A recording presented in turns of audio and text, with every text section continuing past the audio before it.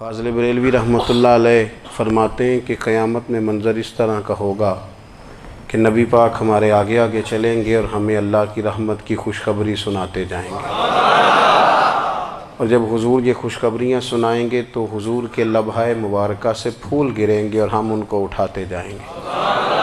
فرماتے ہیں خود تو وہ تھوڑی دیر کے لیے روئیں گے اللہ کی بارگاہ میں کہ یا اللہ انہیں معاف کر دے، خود روئیں گے لیکن ہمیں ہنسا دیں گے۔ پیش حق مجدہ شفاعت کا سناتے جائیں گے، آپ روتے جائیں گے پر ہم کو ہنساتے جائیں گے، اور باغ جنت میں محمد صلی اللہ تعالی علیہ وسلم، باغ جنت میں محمد مسکراتے جائیں گے، پھول رحمت کے گریں گے ہم اٹھاتے جائیں گے، حشر تک ڈالیں گے ہم پیدائش مولا کی دھوم، اور مثل فارس نجد کے قلعے گراتے جائیں گے۔ اور کیا ذوق بیان کیا، فرمانے لگے خاک ہو جائیں عدو جل کر مگر ہم تو رضا، دم میں جب تک دم ہے ذکر ان کا سناتے جائیں گے۔ جب تک سانسوں کی ڈوری چل رہی ہے، دم میں جب تک دم ہے ذکر ان کا سناتے جائیں گے۔ اللہ تبارک و تعالیٰ نے ہمارے محبوب کریم علیہ السلام کو دنیا میں بھیجا تو فرمایا یا ایھا الناس قد جاءکم برہان من ربکم، اے لوگو تمہارے پاس تمہارے رب کی دلیل آ گئی ہے۔ اللہ تبارک و تعالیٰ نے محبوب پاک علیہ السلام کو سراپا دلیل بنا کے بھیجا۔ باقی انبیاء کرام علیہم السلام کے پاس بھی اپنی نبوت کے دلائل کے طور پر بے شمار معجزات تھے، اور حضور کریم علیہ السلام کے تو پورے وجود کو ہی اللہ نے معجزہ بنایا ہے، اور نبی پاک صلی اللہ تعالیٰ علیہ وآلہ وسلم کی نبوت کی دلیلیں، حضور کے رسالت کے مستحکم دلائل جگہ جگہ آپ کو ملیں گے۔ سب سے پہلی چیز تو یہ سمجھنے والی ہے کہ نبی پاک علیہ السلام نے جس چیز کو سب سے پہلے اپنی نبوت کی دلیل کے طور پر بیان فرمایا وہ حضور کا کردار ہے، سیرت ہے، عمل ہے، حضور کا لوگوں کے ساتھ رویہ ہے۔ نبی پاک علیہ السلام کی تبلیغ کے 3 دور ہیں۔ ایک تو حضور نے اپنے قول سے تبلیغ فرمائی، وہ 40 سال کی عمر سے محبوب نے اعلان فرمایا اور تبلیغ کی، اور ایک نبی پاک صلی اللہ تعالیٰ علیہ وسلم بالواسطہ حضور کی تبلیغ ہے جو آج تک جاری ہے۔ امت کے علماء، مشائخ، مبلغین حضور کے دین کو آگے پھیلا رہے ہیں، تو دراصل یہ بھی تبلیغ رسول پاک علیہ السلام ہی کی تبلیغ۔ اور ایک حضور کی تبلیغ کا دور ہے، حضور کی پیدائش سے لے کر ولادت مبارکہ سے لے کر حضور علیہ السلام کے اعلان نبوت تک۔ اس دوران نبی پاک نے جو تبلیغ فرمائی ہے وہ اپنے کردار سے فرمائی ہے۔ عرب کا وہ معاشرہ جو بڑا میلا کچیلا گدلا ہو چکا تھا، جس کے اندر سراسر مادہ پرستی کا زور تھا، جس کے اندر لوگ انسانوں کی خرید و فروخت کرتے تھے، جس کے اندر بیٹیوں کو زندہ دفن کر دیتے تھے، جس کے اندر جو آدمی جتنا زیادہ مضبوط ہوتا تھا اتنا زیادہ لٹیرا بن جاتا تھا، اس معاشرے کے اندر رسول کریم علیہ السلام نے 40 سال گزارے، اور اس طرح گزارے کہ جو بیگانے بھی تھے وہ بھی کہا کرتے تھے یہ صادق ہیں، یہ امین ہیں۔ اور جب حضور نے اعلان نبوت کیا تو فرمایا، یہ قرآن مجید کے لفظ ہے، فرمایا فَقَدْ لَبِثْتُ فِيكُمْ عُمَرًا مِّن قَبْلِهِ أَفَلَا تَعْقِلُونَ، میں تمہارے بیچ عمر کا ایک حصہ گزار چکا ہوں، تمہیں عقل نہیں ہے، شعور نہیں ہے۔ نبی کریم علیہ السلام نے اپنے کردار کو، اپنے عمل کو اپنی نبوت کی دلیل کے طور پر بیان فرمایا۔ وہ تو حضرت حلیمہ بھی فرماتی ہیں نا، جب میں نبی کریم علیہ السلام کو اپنے گھر لے گئی تو میرا اپنا بچہ بھی دودھ پیتا تھا، 2 میرے بیٹے ہو گئے، ایک میری یہ نسبی اولاد اور حضور میری رضائی اولاد۔ تو کہتی ہیں جب میں کریم محبوب علیہ السلام کو اپنے سینے سے لگاتی تھی تو حضور میرے ایک پستان سے دودھ پیتے تھے اور دوسرا اپنے بھائی کے لیے چھوڑ دیا کرتے تھے۔ یہاں سے رسول کریم علیہ السلام نے کردار کے ذریعے تبلیغ، اور پھر اعلان نبوت سے پہلے ایک تنظیم عرب کے جوانوں پر، عرب کے سرداروں پر مشتمل بنائی گئی، جس میں نبی کریم علیہ السلام نے بڑا حصہ لیا سرکار نے، اور بڑے اہم لوگوں کو شعور حضور نے عطا فرمائے، وہ اس جماعت کا فیصلہ تھا کہ ہم سارے جوان، سارے بڑے لوگ ملیں گے۔ یہ حضور کے اعلان نبوت سے پہلے کی بات ہے، ہم بڑے لوگ ملیں گے، کسی بڑے کو کسی چھوٹے پر ظلم نہیں کرنے دیں گے، کسی آدمی کو کسی غریب کا حق نہیں کھانے دیں گے۔ حضور علیہ السلام نے نا اپنے کردار سے، اپنے عمل سے، اور آپ کا جو عمل ہوتا ہے نا وہ اصل ہوتا ہے۔ ایک ہوتا ہے آپ کوئی بات کرتے ہیں اور ایک ہوتا ہے کہ آپ کوئی عمل کرتے ہیں۔ آپ جب عمل کرتے ہیں تو عمل کے ذریعے بھی لوگوں تک بات پہنچتی ہے کہ دراصل آپ کا اٹھنا بیٹھنا چلنا پھرنا کیا ہے۔ میرے رسول کریم علیہ السلام کا اٹھنا بھی ایک نبی کا، بیٹھنا بھی ایک نبی کا، بات کرنا بھی ایک نبی کا، معاملات زندگی کرنا بھی ایک نبی کا، لین دین کرنا بھی ایک نبی کا۔ ایک شخص کہتے ہیں میں نے اعلان نبوت سے پہلے حضور علیہ السلام سے کوئی چیز خریدی تھی اور میں نے عرض کیا تھا آپ یہاں تشریف رکھیں، میں پیسے لے کے آتا ہوں، میں 3 دن کے بعد آیا۔ دیکھو یہ بات کرنی کتنی آسان ہے، بولنی کتنی آسان ہے، پر 3 دن یہاں میرے بھائی کو کسی شخص کو 2 گھنٹے انتظار کرنا پڑ جائے تو لوگ کہتے ہیں الانتظار اشد من القتل، یہ تو قتل سے زیادہ تکلیف والا معاملہ ہے منتظر رہنا کسی کا۔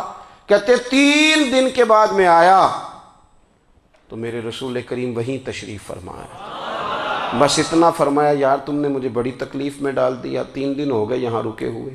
تو حضور نے اپنے کردار کو، اپنے عمل کو، اپنے معاملات کو سب سے پہلے اپنی نبوت کی دلیل کے طور پر پیش کیا۔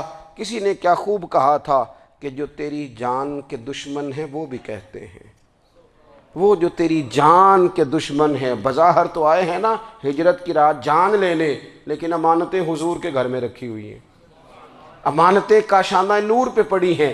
وہ جو تیری جان کے دشمن ہیں وہ بھی کہتے ہیں کہ امین تو ہے اور صداقت کی آبرو تو ہے، امین بھی تو ہے، صداقت کی آبرو تو ہے۔ تو پہلے کردار، پھر دوسری بات، اللہ تعالیٰ نے اپنے محبوب علیہ السلام کو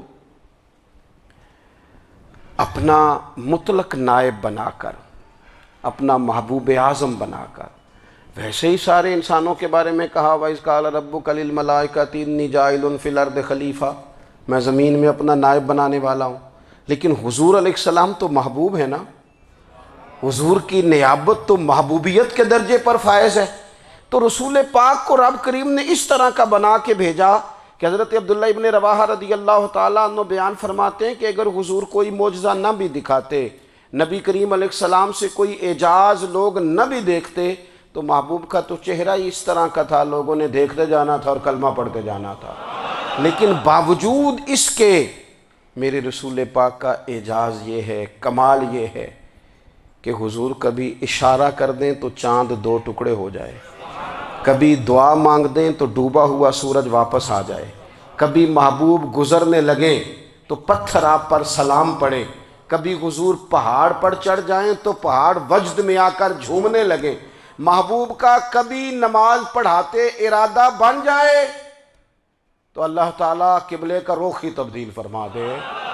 کیا خوبصورت سوچ ہے اور کیا نظریہ دیتے ہیں بریلی کے امام، فرماتے ہیں اجابت کا جوڑا عنایت کا صحرا دلہن بن کے نکلی دعائے محمد، اور اجابت نے جھک کر گلے سے لگایا بڑی ناز سے جب دعائے محمد۔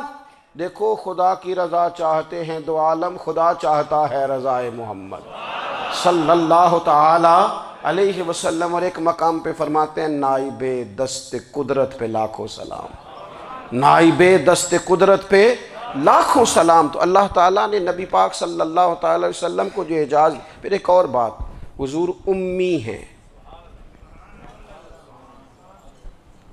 دنیا میں آ کر محبوب نے کسی سے پڑھا ہی نہیں، میرے محبوب نے جتنا پڑھا ہے رب کریم سے ہی پڑھا ہے۔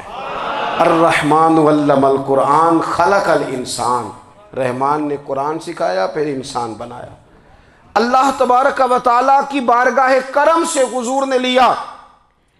رسول کریم امی ہیں، یہ بھی حضور کی نبوت پر ایک بڑی دلیل۔ دیکھو ایک ہوتا ہے کوئی آدمی بچپن سے ہی کسی چیز سے شغف رکھے اور جب اس کی عمر بڑی ہو جائے تو کہتے ہیں اس کا تجربہ بڑا ہو گیا ہے، یہ پہلے کچھ شعر کہتا تھا، کوئی ادبی جملہ کہتا تھا، تو اب اس کی یہ کام کرتے کرتے عمر بڑی ہو گئی ہے تو رسوخ حاصل ہو گیا۔ 40 سال کی عمر مبارک تک نبی کریم نے ایک شعر بھی نہیں کہا۔ حضور علیہ السلام نے کبھی کوئی ایسی بات، ویسے تو حضور کی ہر بات حکمت والی، لیکن جس کو عرب کے لوگ اپنے لہجے میں شاعری یا اپنے لہجے میں ادب کہتے تھے، وہ حضور نے بیان نہیں فرمایا۔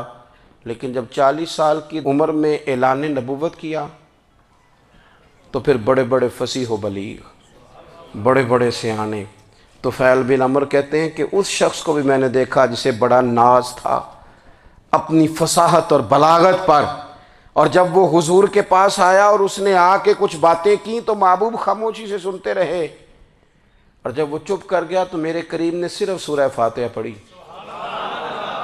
کبھی اٹھتا تھا، کبھی بیٹھتا تھا، کبھی غور کرتا تھا، کبھی دائیں جاتا تھا، کبھی بائیں جاتا تھا، پھر کہنے لگا بتاؤ نا کلام کس کا ہے؟ فرمایا اس رب کا، اس رب کا، اس رب کا جس کا میں رسول بن کے آیا ہوں۔ نبی کریم صلی اللہ تعالیٰ علیہ وسلم امی ہیں، لیکن حضور نے کائنات کے رازوں سے پردے ہٹا دیے، نبی کریم نے جینے کے سلیقے بتا دیے، حضور نے ہر شخص کو اس کے مقصد حیات سے آگاہ کر دیا۔ نبی کریم علیہ السلام نے وہ فلسفہ حیات بیان کیا کہ لوگوں کو صرف جینے میں ہی مزہ نہیں آیا، مرنے میں بھی مزہ آنے لگا۔ لوگ آگے بڑھ بڑھ کے جانیں پیش کرنے لگے، اپنی اولادیں قربان کر، جو فلسفیوں سے کھل نہ سکا اور نکتہ وروں سے حل نہ ہوا، وہ راز ایک طیبہ والے نے بتلا دیا چند اشاروں میں۔ محبوب کریم امی ہیں، لیکن حضور نے اس طرح دنیا کو سکھایا، اس طرح دنیا کو پڑھایا، اس طرح حضور نے علم کے چراغ اور دیپ روشن کیے کہ قیامت تک جسے روشنی ملے گی نا، اسے صرف دروازہ مصطفیٰ سے ملے گی، اسے رسول کریم علیہ السلام کے در دولت سے ملے۔ کچھ لوگوں نے کہا کہ یہ اپنے پاس سے آیات بنا کے لاتے ہیں، اپنے گھر میں بیٹھ کے دعوے کر لینا تو کوئی مشکل کام نہیں نہ ہوتا، سارے لوگ ہی کر لیتے ہیں۔ بلکہ وہ ہمارے ایک بزرگ کہا کرتے تھے، خیالی پلاؤ پکائیے تے گھیو کدے بھی کٹ نہ پائیے، کیونکہ کون سا پیسوں کا ڈالنا ہے، زیادہ ڈالیں آپ اور زیادہ ڈالیں۔ بہت سارے لوگ ہیں آج بھی، کچھ لبرل ہیں بیچارے، کچھ دین بیزار طبقہ ہے، وہ کہتے ہیں جناب ہمیں تو جدید باتیں بتائیں، ہمیں تو نئے اسلوب کے مطابق لے کے چلیں، ہمیں تو او بھائی سن، میرے نبی پاک علیہ السلام نے فرمایا میرا قرآن کبھی پرانا نہیں ہوگا، اسے پڑھ کے دیکھ، اس کی جدت کا حسن دیکھ، یہ تو کھلا ہوا باغ ہے، تو ایک دفعہ اس کے قریب آئے گا تو خوشبو ملے گی، دوسری دفعہ آئے گا تو اس سے زیادہ تازی ملے گی، ایک دفعہ پھل کھائے گا تو مزیدار ہوگا اور دوسرا کھائے گا ہو سکتا ہے شکل ملتی جلتی ہو لیکن ذائقہ بڑا نرالا ہوگا۔ تو تو صحیح نا، جب کچھ لوگوں نے کہا یہ خود سے بنا کے آیات لاتے ہیں تو فرمایا وَإِن كُنتُمْ فِي رَيْبٍ مِّمَّا نَزَّلْنَا عَلَىٰ عَبْدِنَا فَأْتُوا بِسُورَةٍ مِّن مِّثْلِهِ، اگر تمہیں کوئی شک ہے اس میں جو ہم نے اپنے بندہ خاص میں نازل کیا ہے تو تم بھی اس جیسی ایک آیت بنا کے لاؤ۔ اور چلو چیلنج کھلا ہی دے دیا، فرما وَادْعُوا شُهَدَاءَكُم مِّن دُونِ اللَّهِ، اللہ اور اللہ والوں کو چھوڑ دو، تفسیری ترجمہ عرض کر رہا ہوں، یعنی صحابہ کو چھوڑ دو، حضور کے ماننے والوں کو چھوڑ دو، باقی ساری دنیا کے کافر کٹھے ہو جاؤ، ایک آیت بس قرآن جیسی لے کے آؤ، ایک آیت لے کے آؤ، ان کنتم صادقین، اگر تم سچے ہو۔ جوانوں سنو، کہا ایک آیت، اور یہ چیلنج آج تک قرآن مجید کا موجود ہے، آج تک وَإِن كُنتُمْ فِي رَيْبٍ مِّمَّا نَزَّلْنَا عَلَىٰ عَبْدِنَا فَأْتُوا بِسُورَةٍ مِّن مِّثْلِهِ، تم قرآن کے مقابلے کی ایک صورت لے کے آؤ اور سارے حمایتی اکٹھے کر لو اپنے، ان کنتم صادقین، اگر تم سچے ہو۔ جواب تو ادھر سے آنا تھا نا، لیکن کائنات کے رب نے جواب بھی خود دیا، فرمایا فَإِن لَّمْ تَفْعَلُوا وَلَن تَفْعَلُوا، اگر تم نہ لا سکے، اور فرمایا تم لا سکتے بھی نہیں، اگر تم نہ لا سکے اور تم لا سکتے بھی، نہ خنجر اٹھے گا نہ تلوار تم سے، یہ بازو میرے آزمائے ہوئے ہیں، وَلَن تَفْعَلُوا، تم لا بھی نہیں سکتے، فَاتَّقُوا النَّارَ الَّتِي وَقُودُهَا النَّاسُ وَالْحِجَارَةُ، پھر اس آگ سے ڈر جاؤ جس کا ایندھن آدمی اور پتھر ہے۔ اعدت للکافرین، بنائی کافروں کے لیے، بنائی مومنوں کے لیے تو رب نے جنت بنائی ہے۔ اعدت للکافرین، یہ دوزخ اللہ نے کن کے لیے بنائی ہے؟ اعدت للکافرین کہتا ہے کافر کے لیے بنایا۔ تو اللہ تبارک و تعالیٰ نے میرے رسول پاک صلی اللہ تعالیٰ علیہ وسلم کو وہ کتاب عطا فرمائی، اور پھر حضور کی فصاحت و بلاغت، معرفت۔ دیکھو ایک ہوتا ہے گھنٹوں باتیں کرنا، ایک ہوتا ہے کئی کئی والیم پر مشتمل، کئی کئی جلدوں پر مشتمل کتب کا لکھنا، اور ایک ہوتا ہے کسی بندے کا ایک بات کرنا اور سامنے والے کی طبیعت کو اتنا جگا دینا کہ اگلی بات فوراً ہی اس کی سمجھ میں آ جائے۔ اور حضور نہ کسی کی انا کو نہیں جگاتے تھے۔ ہم بعض اوقات کسی سے خطاب کرتے ہیں، بات کرتے ہیں تو سامنے والے کی انا کو جگا دیتے ہیں، ٹھیس پہنچاتے ہیں، وہ کہتا ہے چل پھر تگڑا ہو جا میں بھی آیا۔ حضور انا نہیں جگاتے تھے، میرے نبی پاک ضمیر جگاتے تھے تاکہ وہ شخص فیض حاصل کر سکے، اسے کچھ ملے۔ نبی کریم کا جو انداز تکلم ہے وہ اس طرح کا ہوتا تھا کہ انسان خود بخود کھل اٹھتا تھا کہ مطلب یہ بات ہونے کیا لگی ہے، مطلب حضور کیا فرمانے لگے۔ نبی کریم صلی اللہ تعالی علیہ وسلم، ایک دن محبوب کریم نے صحابہ کے بیچ حضور کی فصاحت و بلاغت دیکھے، فرمایا محبوب نے کتنا نادان ہے وہ شخص جو اپنے ماں باپ کو گالی دے۔ کھلی ہو گئی لوگوں کی آنکھیں، کان کھڑے ہو گئے کہ یا رسول اللہ کون ایسا بدبخت ہے جو ماں باپ کو گالی دے گا۔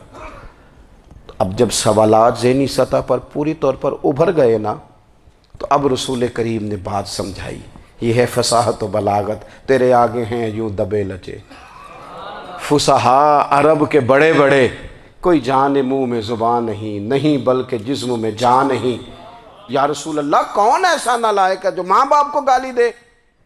اب جب ذہنی سطح یہاں تک ابھر آئی تو اب حضور نے سمجھایا، فرمایا جب تم کسی کے ماں باپ کو گالی دو گے نا تو وہ بھی تو جواب میں تمہارے ماں باپ کو دے گا نا، تو فی نفس ہی یہ تم نے خود ظلم کیا ہے اپنے ماں باپ پر۔ کیوں تم نے ایسا لہجہ اختیار کیا کہ جس سے سامنے والے کی انا جاگ جائے اور وہ تمہارے مقابلے میں آ کر کے کھڑا ہو جائے؟ کیوں تم نے اس طرح کے انداز اختیار کیے کہ جس سے سامنے والا بھی سارے پنجے کھڑے کر کے باہر نکل آئے اور کہے آ جاؤ پھر میں بھی میدان میں حاضر ہوں۔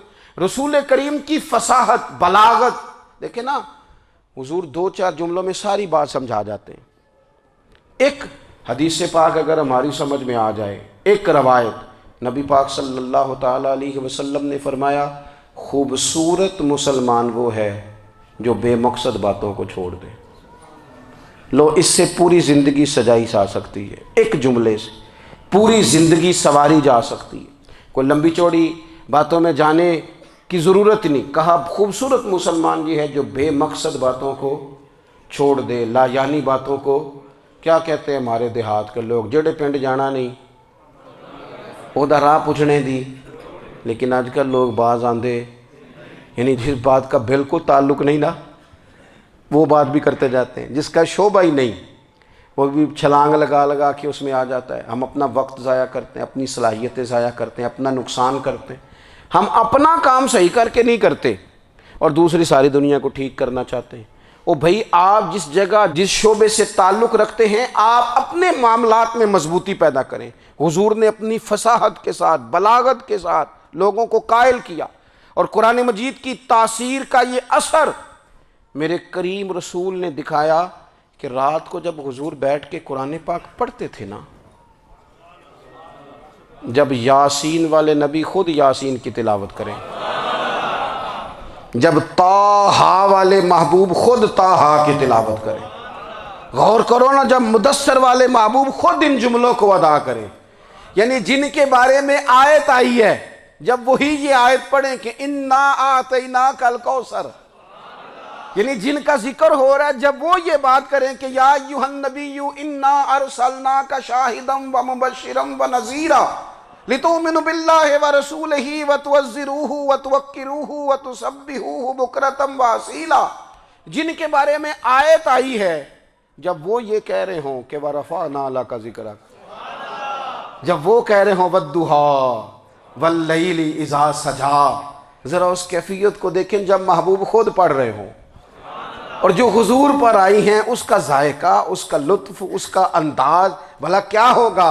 حضور جب رات کو پڑھتے تھے نا قرآن پاک، تو جو پکے کافر تھے نا، ابو جہل جیسے لوگ، وہ بھی جھاڑیوں میں چھپ چھپ کے مدینے والے کی تلاوت سنا کرتے تھے، حضور کی تلاوت سنا کرتے تھے۔ یہی بہتر ہے کہ پردوں میں وہ پردہ پوش رہے، وہ اگر پردے ہٹا دے تو کسے ہوش رہے۔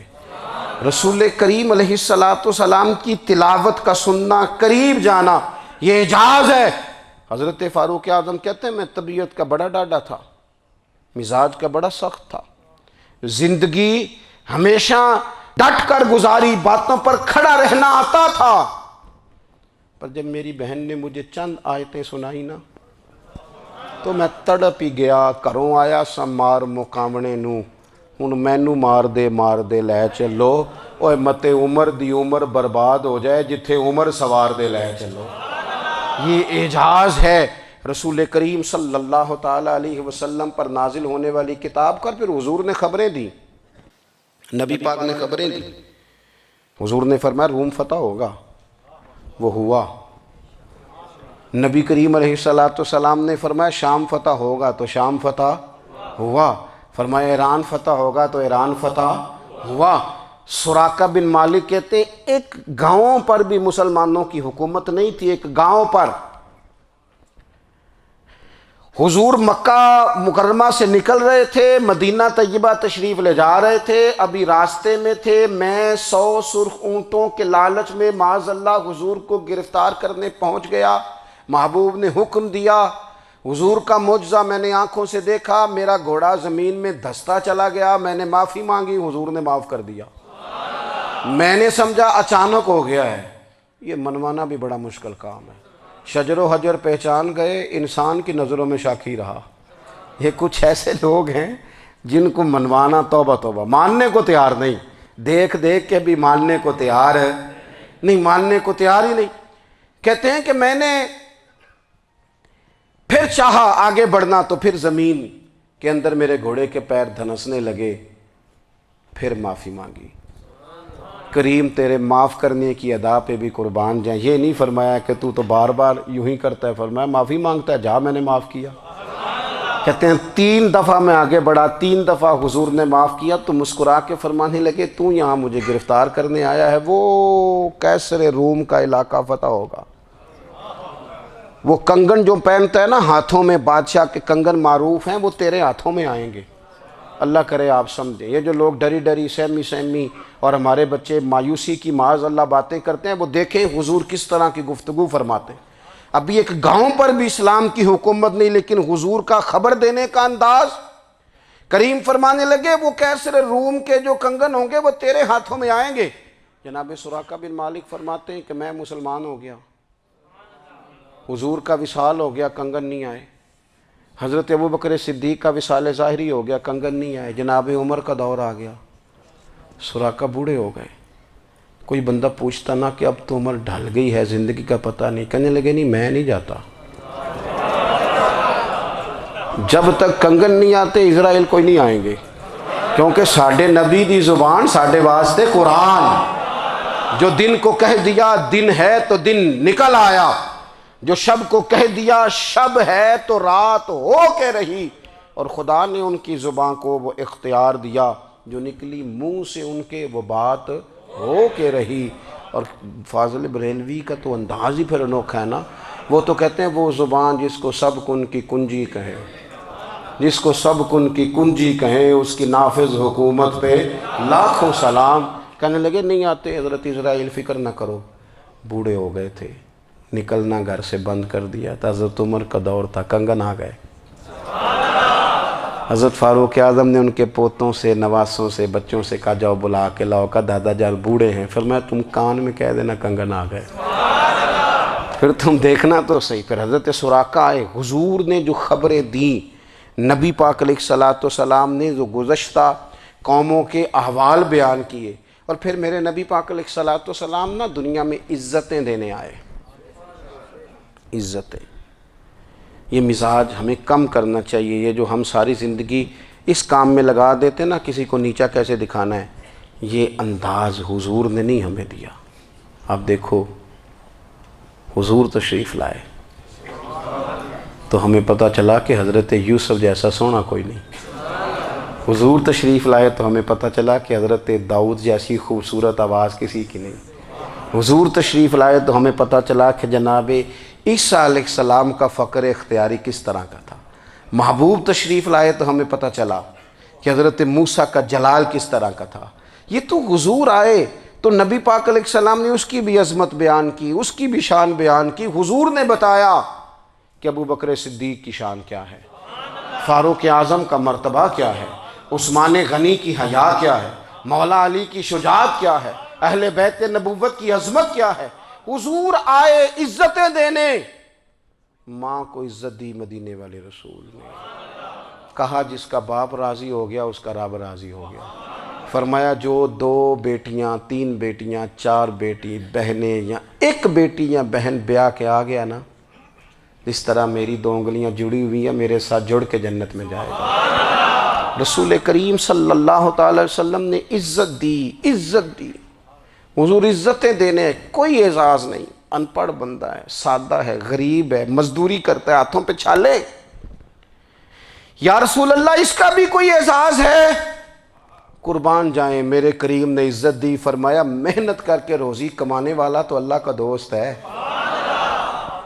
یہ اینٹیں اٹھانے والا، یہ مشقتیں کرنے والا، یہ صبح دیہڑی پہ جانے والا، یہ بیچارہ جو اچار سے روٹی کھاتا ہے، تو نے ہر شخص کی قسمت میں یہ عزت لکھی اور آخری خطبے کی صورت میں وصیت لکھی۔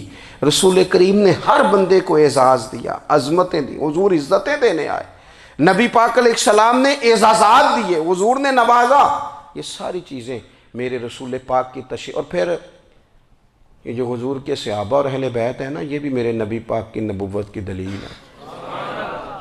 اتنی جلدی انقلاب آیا نہیں کرتے، وہ کل تک جو رہزن تھے حضور نے راہبر بنا دیے، وہ لوگ جو کل تک ایک دوسرے کے گلے کاٹ کے کھاتے تھے، ایک دوسرے کو مارتے تھے، تکلیف پہنچاتے تھے، برادری ازم پہ لڑتے تھے، حضور نے بھائی بھائی بنا دیے، ایک پلیٹ میں کھانا کھانے لگے، سیدنا بلال حبشی، صہیب رومی، سلمان فارسی، حضور نے یوں کر کے ملا دیا۔ نبی کریم علیہ السلام نے تقسیمیں ختم کر دی دنیا میں، حضور کہ صحابہ نے اپنا کردار اس طرح کا دکھایا، اتنا بلند کیا، اور صحابہ کرام علیہم رضوان اس کو دے کر اتنی بلندیوں پہ گئے کہ گواہیاں اللہ کا قرآن دیتا ہے۔ فرمایا محمد الرسول اللہ والذین معہ اشداء علی الکفار رحماء بینہم تراہم رکعا سجدا یبتغون فضلا من اللہ ورضوانا۔ فرمایا یہ جو میرے محبوب کے ساتھ والے ہیں کافروں پر سخت ہیں، آپس میں نرم دل ہیں، تم جب بھی انہیں دیکھو گے سجدے کرتے دیکھو گے، رکوع کرتے دیکھو گے، تم انہیں دیکھو گے اللہ کی رضا کے متلاشی ہیں۔ انہیں ساری مادہ پرستی سے نکال کر محبوب نے رب کی رضا کے رستے پہ ڈال دیا۔ میرے نبی کریم سید عالم صلی اللہ تعالیٰ علیہ وسلم کی نبوت کے دلائل کے طور پر یہ ساری چیزیں آئیں۔ بس میں بات سمیٹنے لگا ہوں۔ حضور کا جو اخلاق ہے نا، وہ بھی نبی کریم علیہ السلام کی نبوت کی بہت بڑی دلیل ہے۔ وَإِنَّكَ لَعَلَىٰ خُلُقٍ عَظِيمٍ۔ محبوب ہم نے آپ کو نا خلق عظیم کا مالک بنایا ہے۔ کچھ لوگ سمجھتے ہیں صرف آپ کا بولنے کا انداز ٹھیک ہو تو آپ با اخلاق ہیں۔ نہیں بھائی، بولنے کا انداز ٹھیک ہونا با اخلاق نہیں، سچ بولنا اخلاق کی علامت ہے۔ آپ کا حق بات کرنا اخلاق ہے، آپ کا صحیح گواہی دینا اخلاق ہے، آپ کا اللہ تعالیٰ کی طرف سے آزمائش آنے پر صبر کا مظاہرہ کرنا اونچا اخلاق ہے۔ رب نعمت دے تو آپ کا وجود ڈھلتا جائے شکر میں، یہ اخلاق ہے۔ رب کریم اگر آپ کو کسی وقت کسی آزمائش میں اپنی حکمت سے ڈالتا ہے تو عزت نفس کو برقرار رکھنا، خودداری کو برقرار رکھنا، یہ اخلاق۔ نبی پاک نے اعلیٰ ترین اخلاق کی بات بتائی، اعلیٰ ترین۔ حضور نے لوگوں سے بیعت لیتے وقت کہا تھا میرے ہاتھ پر بیعت کرو، چوری نہیں کرو گے۔ نبی پاک علیہ السلام نے مختلف امور پر بیعت لی۔ حضرت حکیم بن حزام کہتے ہیں حضور نے میرے ہاتھ پہ ہاتھ رکھ کے کہا میرے ہاتھ پہ ہاتھ رکھ کے بیعت کرو کہ کسی دنیا دار سے سوال نہیں کرو گے، خودداری سے زندگی گزارو گے، عزت نفس سے، جو رب نے تمہیں دیا ہے تم اس پر راضی رہو گے، لوگوں کی جیبوں کو ٹٹولنا، دوسروں کی دولتوں پہ راج کرنا، دوسروں کے مال پر نگاہیں ڈالنا اللہ کے حبیب نے پسند نہیں فرمایا۔ فرمایا بیعت کرو کہ تم کبھی کسی سے سوال نہیں کرو گے، حد ہو گئی۔ نبھانے والوں نے پھر اس عہد کو نبھایا اور کمال کر دی۔ حضرت حکیم بن حزام گھوڑے پہ بیٹھے تھے، ہاتھ میں درہ تھا، وہ زمین پہ گر گیا، قریب غلام کھڑا تھا، حضرت حکیم بن حزام خود گھوڑے سے اترے، درہ اٹھایا، دوبارہ گھوڑے پہ بیٹھے۔ غلام عرض کرنے لگا حضور مجھے بتا دیتے میں اٹھا کے دے دیتا۔ آنکھیں چمک اٹھیں، فرمانے لگے کیسے بتا دیتا، اپنے رسول سے وعدہ کیا ہے کبھی کسی سے سوال نہیں کروں گا، کبھی سوال نہیں کروں گا۔ اللہ کے محبوب نے ہمیں اعلیٰ اخلاقی قدروں کی بات ہمیں سکھائی ہے۔ ہم دیکھتے ہیں کہ بڑی جلدی 2 4 5 لوگوں کے غصہ دلانے پر ہم ساری اخلاقی حدوں کو کراس کر جاتے ہیں۔ دوستو ہمارا ایک ویژن ہونا چاہیے، ہمارے ذاتی رویے بڑے معتبر ہونے چاہیے، لین دین کے معاملات کے اندر مسلمانوں کو بڑا صاف ستھرا ہونا چاہیے۔ ہمیں اپنی معاشی زندگی میں روزمرہ کے معاملات میں ہماری توجہات کا مرکز صرف اللہ رسول کی ذات ہونی چاہیے۔ رب کریم نے اپنی حکمت سے کسی کو کتنا دیا ہے یہ اس کی حکمت کے تقاضے ہیں، ہمیں اس نے جس رنگ میں جس حال میں رکھا ہے ہمیں اپنے رب کی رضا پر بہت زیادہ مطمئن ہونا چاہیے۔ اچھا پھر ایک اور بات، جن چیزوں کو ہم نے دکھ بنایا ہے نا یہ تو وہاں دکھ تھا ہی نہیں، مہینہ مہینہ چولہا نہیں جلا، لیکن کسی جگہ اظہار غربت ہے، حضور کی اولاد پاک کا یا صحاب کا یا ازواج کا، مہینہ مہینہ چولہا نہیں جلا۔ لیکن یہ اخلاق عالیہ کا حسن دیکھو، اپنے گھر مہینہ مہینہ چولہا نہیں جلا، جو مانگنے آیا اسے جھولی بھر کے عطا فرمایا، کوئی دروازے سے خالی نہیں گیا۔ عزیز بھائی اگر زندگی میں اخلاقی قدریں ہم اپنا لیں اور ہم تھوڑا تھوڑا کر کے اپنے آپ کو تبدیل کریں، ساری زندگی توجہ رہی کہ فلاں کیا کر رہا ہے فلاں کیا کر رہا ہے، تھوڑا سا گردن کو جھکا کے اپنے اوپر توجہ ڈالیں، اپنے آپ کو وقت دیں، حضور کے اخلاق عالیہ کی روشنی میں، تعلیمات حسنہ کی روشنی میں ہم اپنے کردار و عمل پر تھوڑی توجہ دیں۔ اس وقت بہت بڑی تعداد میں امت مسلمہ ہے، اور ایسا نہیں ہے کہ دولت نہیں ہے، دولت سے بھی سرشار ہیں، ہمارے ہاں بڑے بڑے انجینئر ہیں، بڑے بڑے ڈاکٹر ہیں، لیکچرار ہیں، ہمارے پاس بڑے بڑے ہاسپٹل ہیں، بڑا کچھ ہے، لیکن کردار و عمل کے بادشاہ، اپنی زندگی تقوی کی روشنی میں گزارنے والے ان لوگوں کی تعداد کم ہے۔ اگر کوئی آج بھی سارے کام نیک کرے لیکن جائیداد میں سے بیٹی کا حق رکھ جائے تو پھر اس نے کیا میلاد منایا ہے؟ اگر آج بھی جو 2 4 لوگ بیچارے اس کے زیر دست ہیں، ملازمین ہیں، ان کے ساتھ اس کا رویہ انتہائی سخت ہو تو اس نے کیا میلاد منایا؟ اگر آج بھی وہ برادری ازم کی بنیاد پر دوستیاں کرے اور چھوٹے بڑے کی وہ تقسیم رکھے، جسے حضور نے فرمایا کہ قبیلے تو تعارف کے لیے، ورنہ کسی عربی کو اجمی پر، گورے کو کالے پر کوئی فضیلت نہیں۔ اگر کوئی آج بھی اس برادری ازم کا قائل ہے پھر اس نے کیا میلاد منایا؟ اگر کوئی شخص آج بھی اپنے آپ کو مادہ پرستی میں پوری طرح دھکیل چکا ہے اور رضا الہی کا مسافر نہیں بنا تو اس نے کیا میلاد منایا؟ اپنی طبیعتوں میں روحانی تبدیلی اور وہ خاص افکار جو حضور اپنے غلاموں میں پیدا فرماتے ہیں، ان افکار کو پیدا کرنا، سوچوں کو بدلنا، سوچوں کو، نظریات کو بدلنا، اپنے روزمرہ کے معاملات کا جائزہ لینا کہ ہم کس طرح آگے بڑھ سکتے ہیں اور کس طرح ہم ایک بہترین امتی اور ایک بہترین مسلمان بن سکتے ہیں، اس پر توجہ دینا یہ میلاد ہمیں سبق دیتا ہے۔ اللہ تعالیٰ مجھے اور آپ کو عمل کی توفیق عطا فرمائے۔ آخر دعوایا ان الحمدللہ۔